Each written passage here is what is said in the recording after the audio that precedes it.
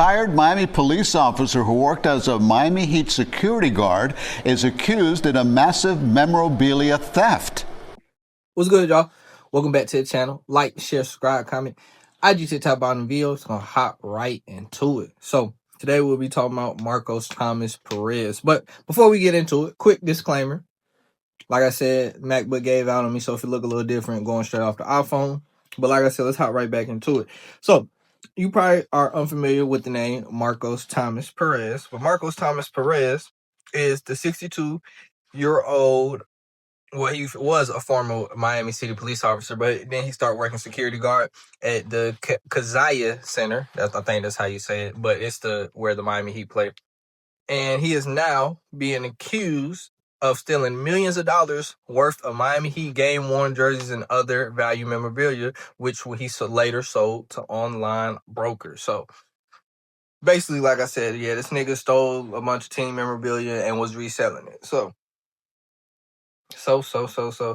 Like I said, what started as Miami Heat's first two athletic trainers, warehouse and team game-worn memorabilia, then grew into an initial conceptual plan for some type of team museum turned into the U.S. Department of Justice on Tuesday, offering further details into a massive theft that robbed the franchise of some of its history.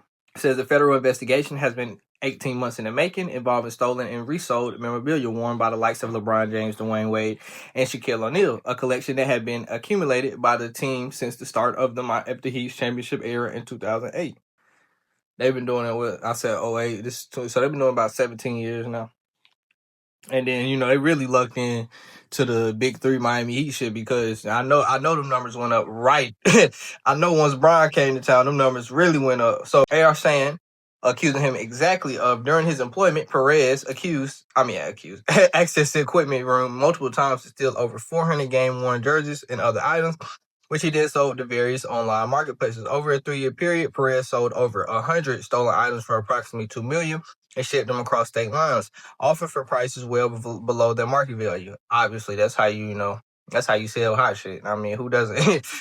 You can't sell hot shit at the value. Ain't no point then. But as an example, Perez sold a game-worn LeBron jersey, a Miami Heat Finals jersey, for approximately $100,000. The same jersey later sold at a false, I don't know how to say this shit, auction for $3.7 million. He really, damn. Damn, whoever bought that motherfucker jersey came the fuck up.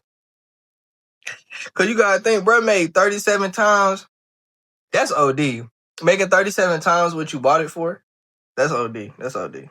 They also said on April 3rd, law enforcement is executed a search warrant at Perez's residence and seized nearly 300 additional stolen game-worn jerseys and memorabilia. The Miami Heat confirmed that these items have been stolen from their facilities. I wonder, that line right there saying they had confirmed this stolen for this facility, I wonder if that, the shit that's already out there, that kind of ups the value, because that confirms that this is real shit. Some people probably ran across it and it was like, nah, you bullshit, this ain't game worn, nothing like that. But that confirmed this is the real shit.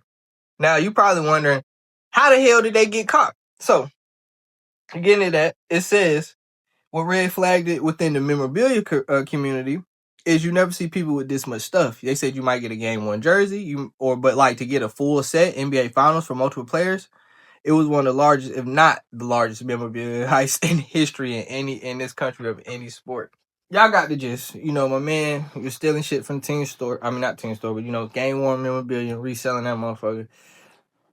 Obviously, they said he made over $2 million, but I'm wondering, and as well as, if they can put together he made over $2 million, he probably made over more than that. Let's be honest. He probably dead ass made more than that if they could put together that he made $2 million. Now, if you was just trying to get some quick money, it's cool, but getting away with it for 17 years, I low-key feel like he would have got away with it more if they didn't, that last part I read about the full set. If he had a jersey every now and then, I feel like he could have got away with it. He might still be, getting away with it. But the fact that he had so much shit, it does, that makes sense why it's a red flag. Because how you keep getting this shit?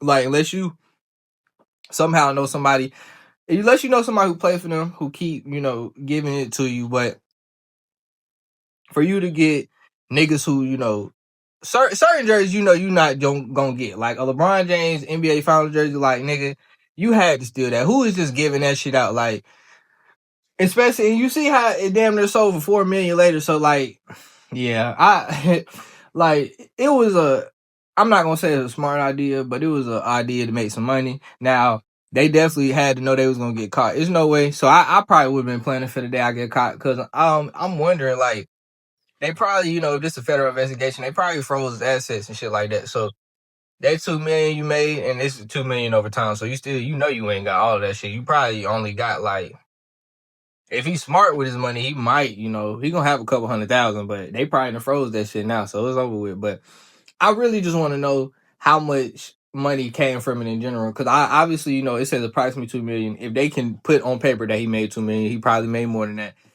As well as, I want to know, like, from the people who resold it, how much more money that they made, because we already seen one nigga made 37 times. How much other shit got sold that for way, way more? So this shit damn near, like, if you really think all the time and all the shit he stole, this really could have been, like, in all totalness with everybody reselling. This shit damn near, like, probably like $100 million operation. This nigga damn near sold, like, probably like $100 million worth, at least $50 million worth of shit. So that's out. That's crazy as hell. But we'll see what kind of time he get. I mean, stealing shit and reselling it is really not crazy, but the fact, the amount of shit and the value of it is probably gonna give him some more time. But, you know, we'll see. That's all I gotta say though. Like, share, subscribe, comment. I do tip that about the video, and we out.